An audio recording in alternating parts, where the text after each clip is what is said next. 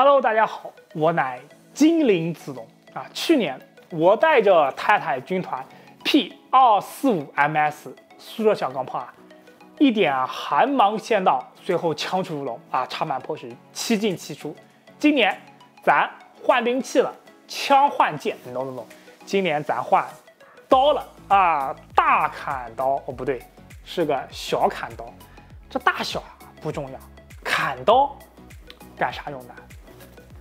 砍价呀！这不是双11要给大家送福利了？哎，去年那台24寸的小屏 2K 240赫兹 Mini LED 只要1699元，今年咱胆子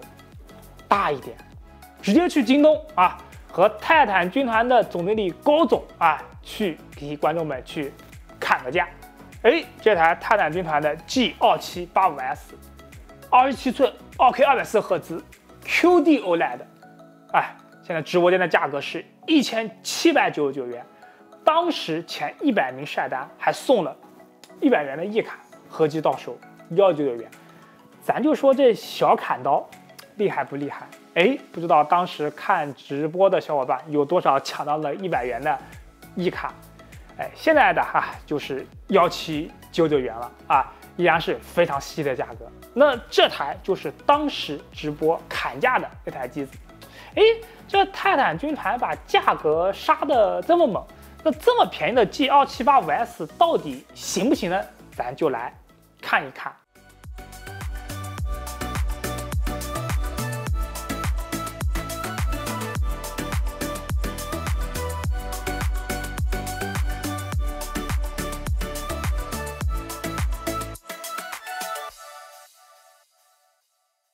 泰坦军团的 G2785S 在外观上呢，采用了全新的模具。泰坦军团官方终于抛弃了他们那款服役时长非常久的模具了。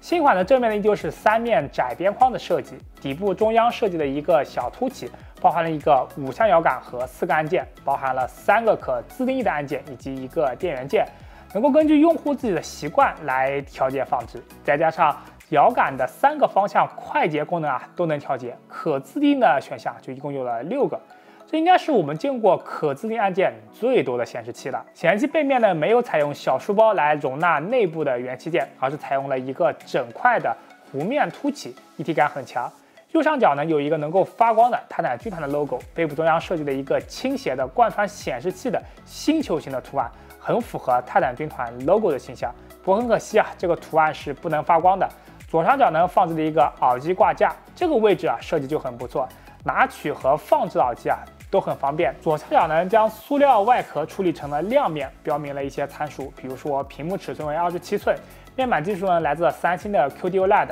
还贴有显示器的名牌。接口方面呢 ，G2785S 的接口为后插设计，而非传统的下插，配了2个 HDMI 2.1、2个 DP1.4、一个耳机接口和一个电源接口。配备了2个 DP 接口，显示器现在来说是比较少见的。它在连接 PC 和 PS50的带宽表现呢，我们在这里放张表。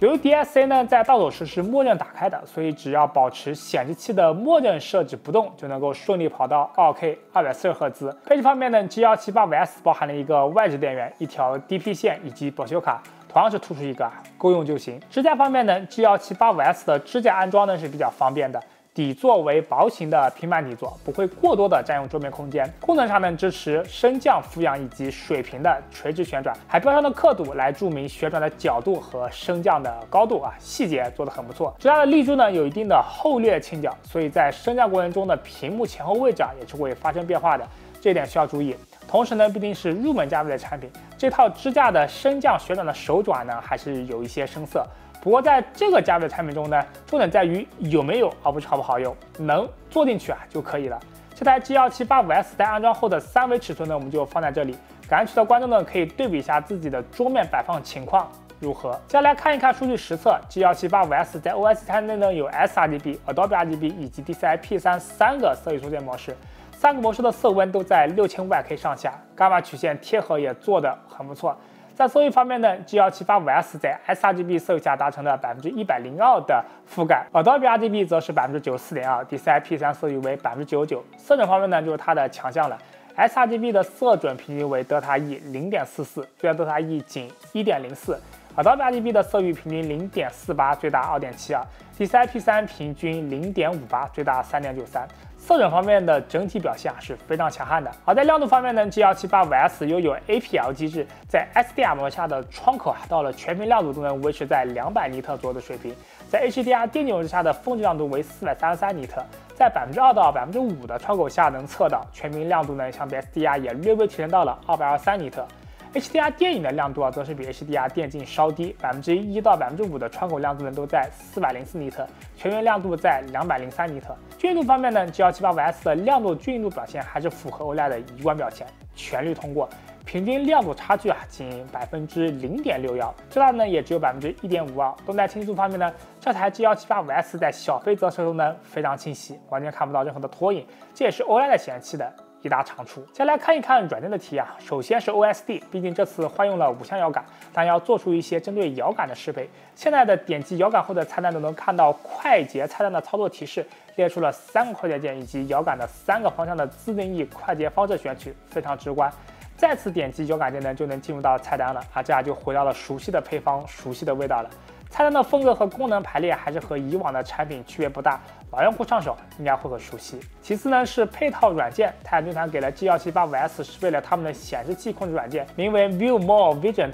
软件的界面呢带有浓郁的未来机甲风格，各种线条的拼接非常硬朗啊，不需要连接多余的线材，使用起来呢也比较方便。软件的功能是比较齐全的，比如说切换显示模式，可以在这里面直接进行色域缩线的切换。Game 加的菜单包括游戏辅助和画面增强2个大的子项，能够控制诸如屏幕准星、鹰眼视觉、鹰眼放大这类的功能，还有 OLED 的养护菜单，可以调整 OLED 面板的种种防烧屏的措施。有了这套控制软件呢，肯定能大幅降低玩家抬手操作的 OSD 频率，相信呢会方便不少。接下来呢，我们来播放一些演示片段，观众朋友们可以参考一下这台 G178S 的显示效果究竟如何。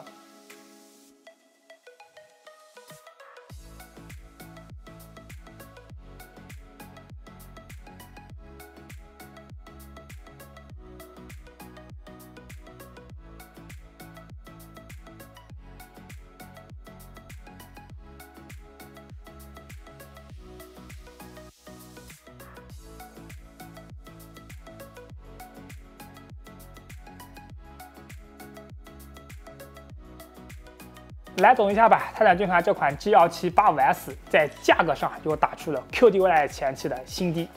经过我在京东直播间的一番砍价